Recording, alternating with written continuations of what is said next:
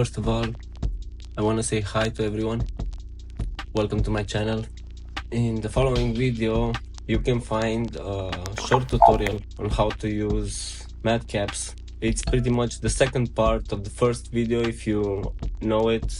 If you don't know it, make sure to check it out and see basically how to get the most out of your Matcaps. And yeah, before I start, my name is Paul, friends call me Ninja, and this is my Culori the Ninja channel. I would like to showcase and tell you guys that this time I have a new pack, the pack that you can purchase from my Artstation store. I will leave the link in the description, and in the pack you can find 20 blurred matcaps, also 20 sharp matcaps, Nomad brushes, which are 10 of them, and a skull model, the one that you can see in the example given today. Before I start, I want to make sure you know how to use the brushes. So what you're gonna do is open the Files app. First you download the pack, unzip if it's zipped already, or if it doesn't, needs to be unzipped. Just find your downloaded files, the Nomad brushes, select all of them, copy them, and you're gonna go on your iPad into Nomad and Tools. Over here you wanna paste your brushes, your newly purchased brushes.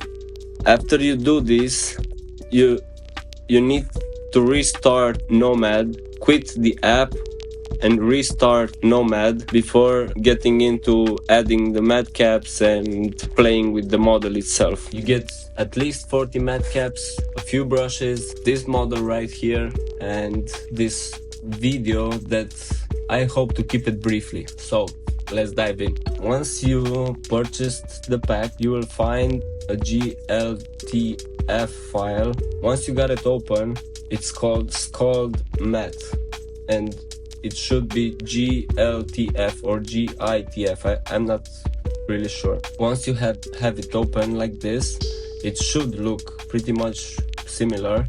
If you're using Nomad, I'm using Nomad 1.69, and after opening the project, what I recommend to do is go into shading, and we're gonna hit matcap, because this time I'm just gonna explain the matcap section so you can get the most out of the ones that you just purchased and you want to experiment yourself on this model. So after you open the project, you want to import your matcaps. How you're gonna do that? You're gonna hit on the matcap that it's displayed and you hit import. You go to files, you're gonna search the folder that you just saved your matcaps in. You select all of them. Like I said, you got 20 that are more sharp, more precise, and 20 that are blurred. Pretty much they're the same ones but blurred out. I have mine already imported, but once you select them all, you just import them and they should be visible over here. Okay, before selecting any matcap, for this experiment I'm gonna select the skull, because the eyeballs are a different matcap, which is my signature profile picture. The eyeball itself is just a photo of an eyeball. You can make this one yourself, or you can use any kind of matcaps that you like, but basically we're just gonna play with the skull today.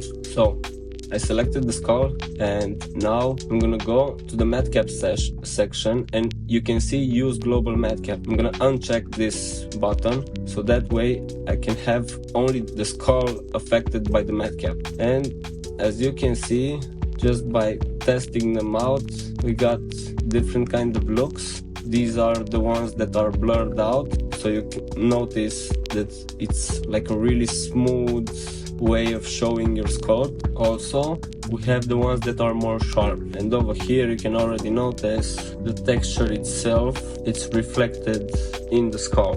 Depending on which style you prefer most, I tried my best to make sure that you have two options, either for sculpting or experimenting color wise, only using matcaps. So now I'm gonna clone the skull, and we got two skulls visible. The clone one, I'm gonna go back into shading, make sure I have used global matcap unchecked, and switch the matcap. But this time I'm gonna go and use, for example, a texture brush and apply it without any color on my model. you can already notice how I'm making like one matcap with the other one work together, because I have two different meshes, like it's the same skull in the same place with two different matcaps. So basically I'm just playing around with what I would like to see from it or not. Let's try, for example, skin. If we were to apply skin to the skull with orange, or no, the green skull, you can already notice, actually it's the orange one. Let's apply it here and there. I'm gonna exaggerate just for the sake of it and see how it looks. Alright, now I'm gonna subtract with the same texture from the same model, but apparently it's a little bit too much.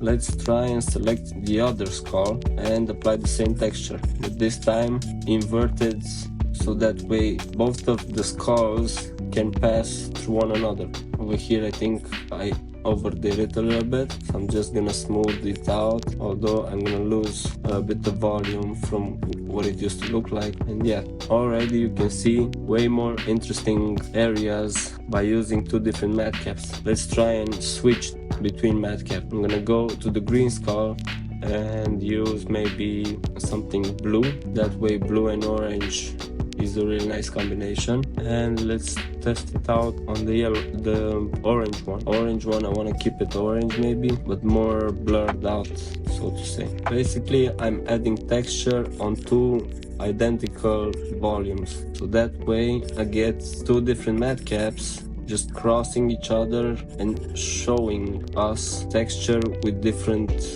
colors, different matcap. One quick mention, this is meant to be experimental. It's no question of right or wrong, it's just a matter of how much you want to experiment with this. Also, feel free to clone the model more than just once. For example, now I'm gonna take any of the two skulls, I'm gonna clone it, go to matcap, switch the matcap, this time maybe something like copper, and over here I'm gonna play with some more texture. Maybe I have too much orange in three different skulls. Let's see some pink. Yeah, the pink is more visible now. You can either add texture so it will grow from underneath, or you can just subtract if it's too much. Also, I'm gonna go over here to the material, and the pink one, for example, I'm gonna make it additive, and the opacity I'm gonna reduce it, but I'm gonna make it two-sided. And in post-processing I'm gonna play with the bloom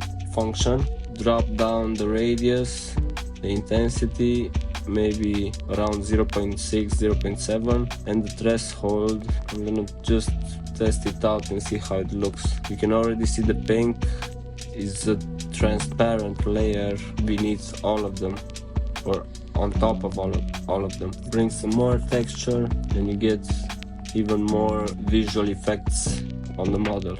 I'm gonna play a little bit with the post-processing part, maybe with tone mapping, and give it way more saturation. Yeah, this one went quite crazy, but let me just undo everything so we can try a different brush, maybe different texture on the same model. What I recommend is, when you experiment, try to make duplicates of your project. Hit project, save as, hit one more time, save as, and make a duplicate. That way you will not lose your progress when you like something, and just making sure that you can mess up your model without regretting it later on. So we got the green skull, we're gonna change it to blue, and the other one is this copper effect, and I'm just gonna play with, this time maybe canvas texture. Canvas texture, it's supposed to be imitating how a canvas might have the texture beneath the painting, so I'm just gonna add a bit of texture here and there on the blue one, and now on the other one I'm gonna bring some skin. This time let's see a different kind of skin. Now this isn't skin, let's go with clay 2.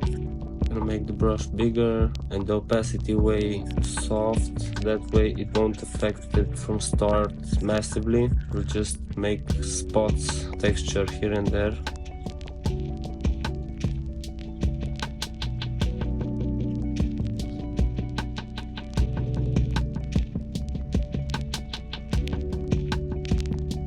maybe let's try and put some snake skin on the blue one, but the brush needs a little bit of adjusting.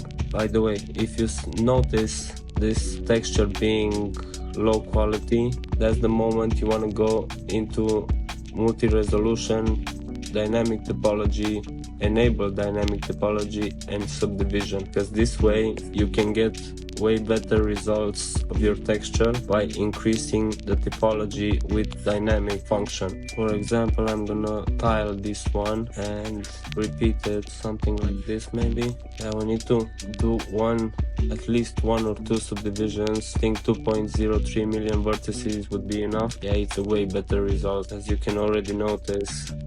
Anyway, like I said, just experiment along the way. Feel free to try different textures, different alphas, and not just the ones that you found in the pack, but try creating your own. See if you can find textured photos on any given search online with pattern or texture. I'm sure you're gonna find easily photos that can help you build brushes that can just texture here and there in ways that you can't even imagine without trying. My advice to you is have fun while you try and make sure you just keep on pushing. It's not meant to work from start, it's a process, so trust yourself and trust the process as well. It's already looking way better.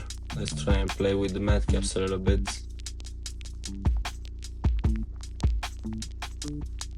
Let me know what you think. Hope you find this useful, and I hope you enjoy the pack, like all the resources, and yeah.